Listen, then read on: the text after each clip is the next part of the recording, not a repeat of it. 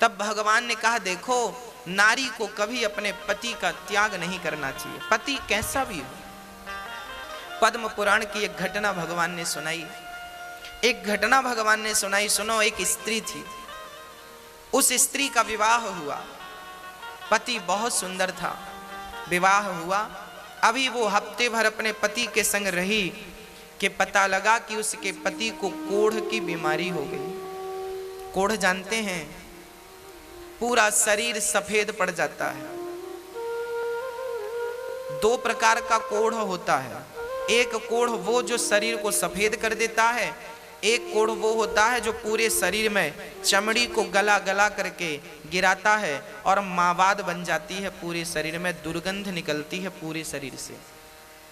एक पत्नी थी, शादी के अभी केवल 1 सप्ताह हुए थे, खबर लगी कि पति को कोढ़ की बीमारी है, पूरा शरीर अब कोढ़ की गिरफ्त में आने लगा है, पूरे शरीर से दुर्गंध निकलती है, मावाद बहने लगी, कोई देखे तो उसे घिन आती है। ऐसा शरीर उसके पति का हो गया।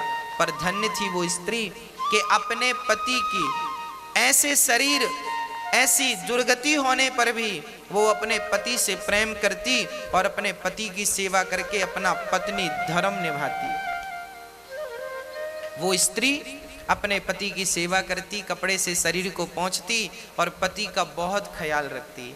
कोई और स्त्री होती शायद तो इस अवस्था में, शादी के अभी 1 सप्ताह हुए थे, इतने जल्दी कौन किसे स्वीकार करता है। पर उस नारी ने अपने अंदर के पतिव्रता को मरने नहीं दिया और उसने पति की सेवा की। बहुत लंबा समय बीत गया, शादी के 15 साल बीत गए। 15 वर्ष बाद उसका पति बाहर बैठा, ठंडियों का समय था, धूप में बैठा था। सोचो, वो नारी अपने मायके नहीं जाती इसलिए कि मैं चली जाऊंगी तो इनकी सेवा कौन करेगा। ना तो भाई सेवा करता है, ना परिवार में कोई आगे बढ़ता है। पत्नी करे तो करे, नहीं तो वो मर जाए। धन्य थी वो नारी जो पति की सेवा करती। एक दिन पति सर्दियों के दिन बाहर आंगन पर बैठा था, तभी उस नगर की एक सुंदर वैश्या वहां से गुजरती है। राजा के घर नाचने जाती थी वैश्या। जब वो राजा के घर नाचने जाती तो उसी रास्ते से गुजरी। आज कोढ़ जिनको था, उस कोढ़ी ने उस स्त्री को देखा, आहा कितनी सुंदर है ये, और उसकी सुंदरता पर लट्टू हो गया। उसका मन वैश्या के पीछे चला गया। शाम को बड़ा उदास था। पत्नी ने कहा, स्वामी जी क्या हुआ? तब कह दिया, क्या बताऊं, आज यहाँ से वो स्त्री गई, उसके संग मेरा मन चला गया। तुम बहुत बड़ी, देखो एक पति अपनी पत्नी से कह रहा, सुनना जरा, ये पद्म पुराण में लिखी घटना है, सच घटना है, कोई मुंह जवानी की नहीं। हाँ, उस पति ने कहा, उस कोढ़ी ने कहा अपनी पत्नी से, सुनो, एक बार तुम चाहो तो वो वैश्या मुझसे मिल ले, बस एक बार उससे मिलने की इच्छा है। वो वैश्या है ना, वो मुझसे मिल सकती है, उसे हम जितना पैसे चाहिए पैसे दे देंगे। अब एक पति भला अपनी पत्नी से कह रहा है कि तुम हमें उस वैश्या से मिला दो, पर पत्नी तो पतिव्रता थी, भला पति की ये आज्ञा भी कैसे टालती। आज तक किसी आज्ञा का उल्लंघन किया नहीं था, ये आज्ञा कैसे टाल। ठीक है, मैं आपकी मुलाकात जरूर कराऊंगी, यदि आपकी इच्छा है तो ठीक है। वो पत्नी उस वैश्या के घर जाने लग गई। सवेरे 4 बजे जाती, उसके घर का झाड़ू करती, बर्तन करती, चौका करती, चली जाती। वैश्या ने देखा कि मेरे घर झाड़ू पोंछा कौन करता है। एक दिन उस वैश्या ने ताड़ लिया अर्थात देख लिया, छिप करके देखा कौन आता है मेरे घर काम करने। देखा तो ये पतिव्रता। अच्छा, ये इतनी बड़ी पतिव्रता है, इसके चर्चे चारों तरफ फैले थे। लोग जानते थे कि फलाने की पत्नी बड़ी पतिव्रता है, पति को कोढ़ है, फिर भी वो सेवा करती है, घृणा नहीं करती, नफरत नहीं करती, उसे घिन नहीं आती। वैश्या चरणों में गिर पड़ी, देवी तुम इतनी बड़ी पतिव्रता हो, मेरे घर झाड़ू लगाओगी, पोंछा करोगी, तो मैं तो वैसी वैश्या हूं, मुझे नरक में भी शायद जगह ना मिले, तुम इतनी बड़ी पतिव्रता मेरे घर झाड़ू क्यों लगा रही हो, बताइए। तब वैश्या से कहा पतिव्रता स्त्री ने, देखो देवी, मेरे पति का मन तुम पे आ गया है, तुम मेरे पति को एक बार मिल लो और उनकी इच्छाओं को पूरा कर दो। जब इस प्रकार का निवेदन एक पतिव्रता नारी ने उस वैश्या से किया, वैश्या को पता था कि इसके पति को कोढ़ का रोग है, शरीर से दुर्गंध निकलती है, परंतु आप कह रही हो तो ठीक है, कल शाम के समय, कल रात्रि के समय आप अपने पति को मेरे घर ले आना, मैं उनसे जरूर मिलूंगी, भेंट करूंगी, ठीक है। अब ये पतिव्रता नारी अपने पति को ये समाचार सुनाती है कि वो आपको कल मिलेंगे। अब तो ये पति बड़ा प्रसन्न हो गया। दूसरा दिन हुआ, शाम हुई, चलने का इंतजार। अच्छा, ये कोढ़ी था, ज्यादा दूर चल नहीं सकता था, शरीर जर्जर था।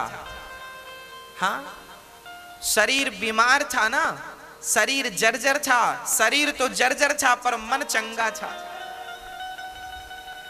कुछ दूर चला, पत्नी ने हाथ पकड़ करके अपने पति को चलाया, इसके बाद थक गया, कहने लगा मैं चल नहीं सकता पर मेरी इच्छा है उससे मिलने की। बैठ गया, रोने लगा। पत्नी ने कहा स्वामी जी रोइए मत, आप मेरे कंधे पर बैठकर चलिए। तब पत्नी ने अपने पति को अपने कंधे पर बिठाया। जरा दृश्य देखिएगा, ऐसा भारत और ऐसी पतिव्रताएं आगे मैं स्पष्टीकरण करूंगा। इस नारी ने अपने पति को कंधे पर बिठाया और वैश्या के घर जंगल के मार्ग से चली, गांव के भीतर से जाएगी, लोग क्या कहेंगे, पति को कंधे पर बिठाकर कहां जा रही हो, लोग हजार सवाल करेंगे। जंगल के मार्ग से जा रही है, कोई देख ना सके। पर उस जंगल में एक घटना और घटने वाली थी। क्या घटना थी? वहां पर एक संत बैठे थे। हाँ, वो संत, एक वहां का जो राजा था, उस राजा के घर में कुछ चोरों ने चोरी करी।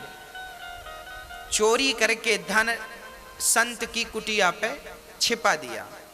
राजा के सिपाहियों ने संत की कुटिया से धन को बरामद किया तो उन्हें लगा चोर ये बाबा ही है।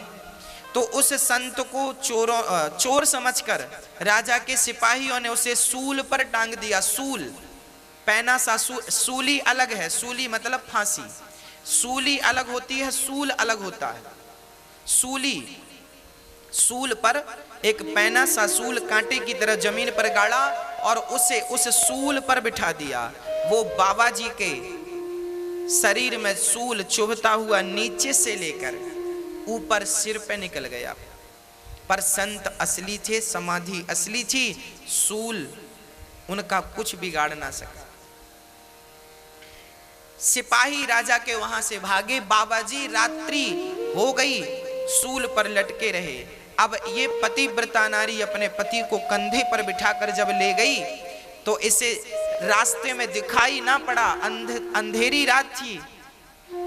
तो इस नारी के कंधे पर जो पति बैठे थे, पति का सिर बाबा जी के पांव से टकरा गया, क्योंकि बाबा जी सूल पर लटके थे, ऊपर थे, और इसका पति भी कंधे पर था। तो इनका सिर बाबा का पांव यूं टकरा गया, और जैसे ही टकराया बाबा की समाधि खुल गई। बाबा ने श्राप दे दिया, जिसने मेरी समाधि भंग की वो सूर्य उदय होते ही मर जाएगा। अब जैसे ही ये श्राप लगा तो कोढ़ी राम तो लगे रोने, मैं तो गया काम से। वो तो लगा रोने, वैश्या को भूला, सब कुछ भूला, लगा रोने, मैं तो गया काम से, मैं तो मर गया। पर वो पतिव्रता नारी, उसने कहा हे सूर्य भगवान, यदि मैं सच्ची पतिव्रता हूं और अपने पति के अतिरिक्त मैंने कभी किसी पराये पुरुष का स्वप्न में भी चिंतन ना किया हो, तो सूर्य भगवान जब तक मैं ना कहूं आप प्रकट ना होना, क्योंकि आप प्रकट होंगे तो मेरे पति मर जाएंगे। ये संत का श्राप है। तो सूर्य उदय ही नहीं होगा, कहानी खत्म। भक्तों, 24 घंटे बीत गए, 48 घंटे बीत गए, हाहाकार मच गया, सूर्य का आता पता नहीं। हाहाकार ब्रह्मलोक में मच गया, सूर्य क्यों नहीं निकल रहे हैं? सूर्य बोले मैं नहीं जाऊंगा, नहीं भस्म हो जाऊंगा उस नारी के कारण। वो इतनी बड़ी पतिव्रता है कि सूर्य की गति को रोक दिया उन्होंने, रुक गए सूर्य भगवान, स्थित हो गए, स्थिर हो गए। ब्रह्मा विष्णु महेश दौड़े दौड़े आए, देवी क्या कर रही हो, प्रकट होने दो ना, मेरे पति मर जाएंगे। तब अनुसुईया माता को पता लगा, वो आई और अनुसुईया माता ने कहा, देवी तेरे पति को मैं जीवित करूंगी, तू आने दे। सूर्य भगवान को जब आने दिया, सूर्य उदय हुआ, श्राप के कारण पहली किरण पड़ते ही उसके पति मर गए। तब अनुसुईया ने कहा कि हे प्रभु, यदि मैं अनुसुईया सच्ची पतिव्रता हूं तो इसका मरा हुआ पति जीवित हो जाए। कहकर जल छोड़ा, परिणाम क्या हुआ, मरा हुआ पति जीवित हो गया, कोढ़ का रोग था वो समाप्त हो गया और सुंदर सा पुरुष खड़ा हो गया। विमान आया, दोनों शरीर सहित भगवान के निज धाम को चले गए। एक पत्नी चाहे तो पति कैसा भी हो, उस पति का भी कल्याण कर सकती है। हाँ, अब यहां कई बार ये प्रश्न लोग करते हैं कि गुरुजी, खासकर हमारी माताएं ये प्रश्न करती हैं कि गुरुजी हम तो बहुत अच्छी हैं, हम तो पति को भगवान मानती भी हैं और वास्तविक में स्त्रियां मानती भी हैं बहुत सारी, पर हमारा पति ही अच्छा नहीं है तो क्या करें। मैंने ये कथा आपको इसलिए ही तो सुनाई कि आवश्यक नहीं है कि आपका पति अच्छा हो। ये इसका पति कौन सा अच्छा था, ये वैश्या की डिमांड कर रहा है, ये अच्छा है। आपका तो शायद इतना गंदा भी नहीं होगा कि आप इससे कहे कि मुझे वैश्या के घर छोड़ दो। तो ऐसे घटिया पति थे इनके, पर ये पतिव्रता थी।